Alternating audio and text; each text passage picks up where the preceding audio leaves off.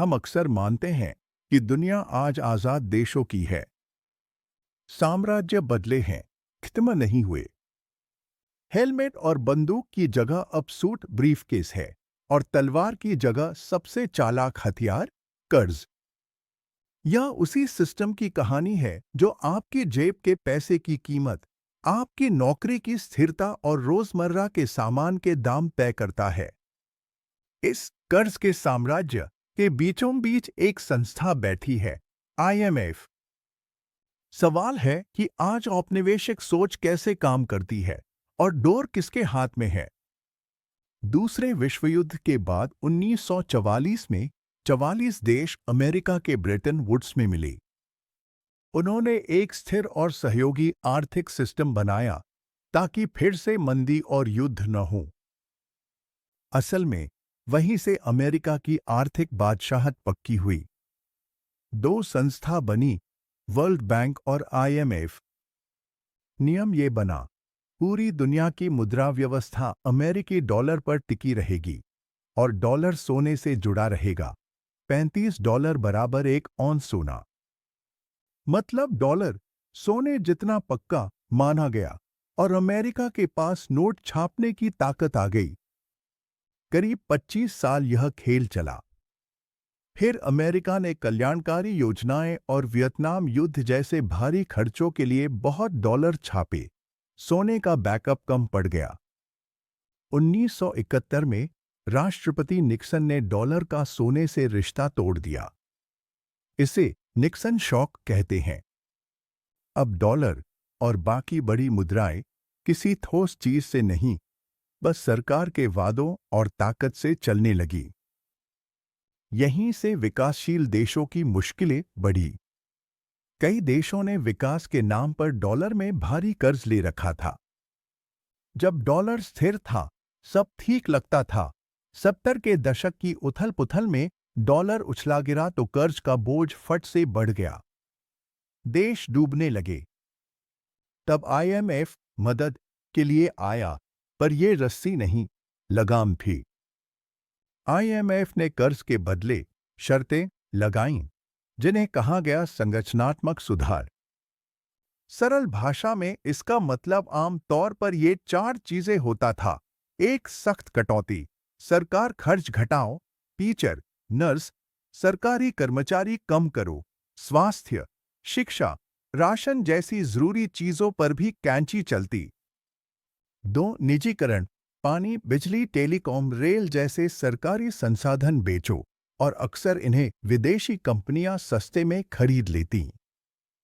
3, बाजार खोलो, आयात पर सुरक्षा घटाओ, नतीजा, सब्सिडी वाले विदेशी माल की बाढ़, स्थानीय किसान उद्योग टिक नहीं पाते।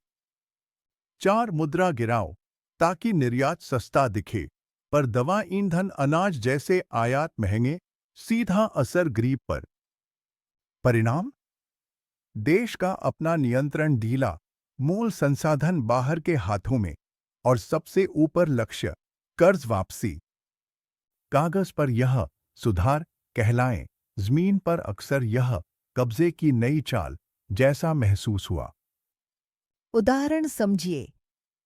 जमैका में 70 के दशक के बाद IMF की शर्तों से स्थानीय डेयरी और सब्जी किसान सस्ते विदेशी माल के आगे हार गए।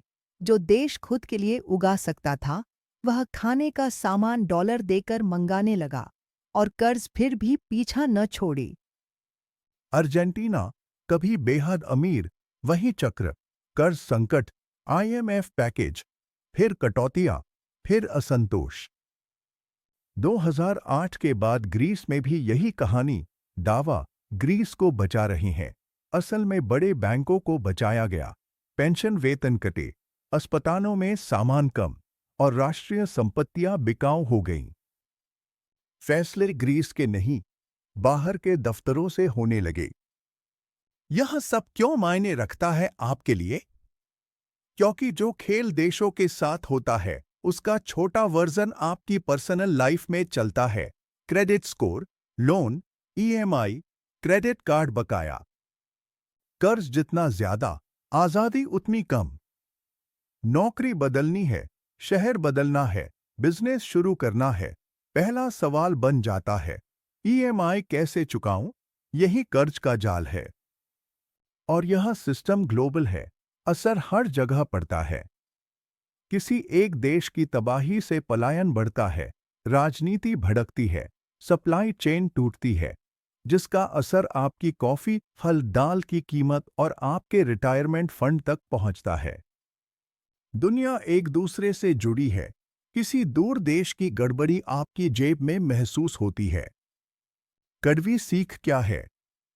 दुनिया केवल संसदों, राष्ट्रपतियों से नहीं चलती, उसे कर्ज देने लेने वाले नियम चलाते हैं।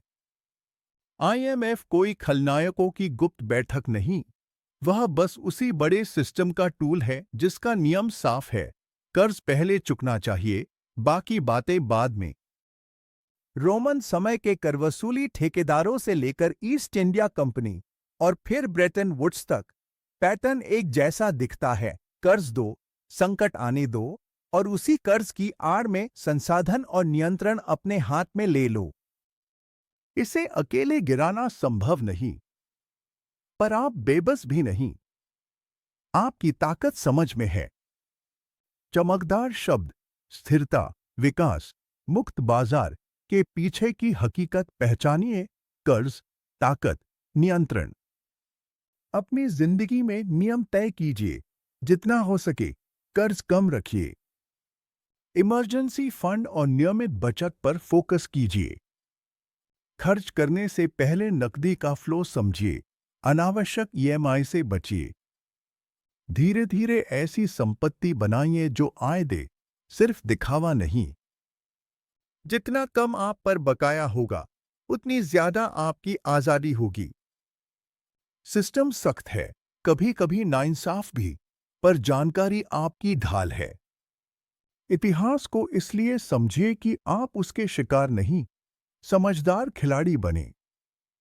नियम सीखिए, भ्रम के पार देखिए और फैसला कीजिए कि आपको मोहरा बनना है या खिलाड़ी।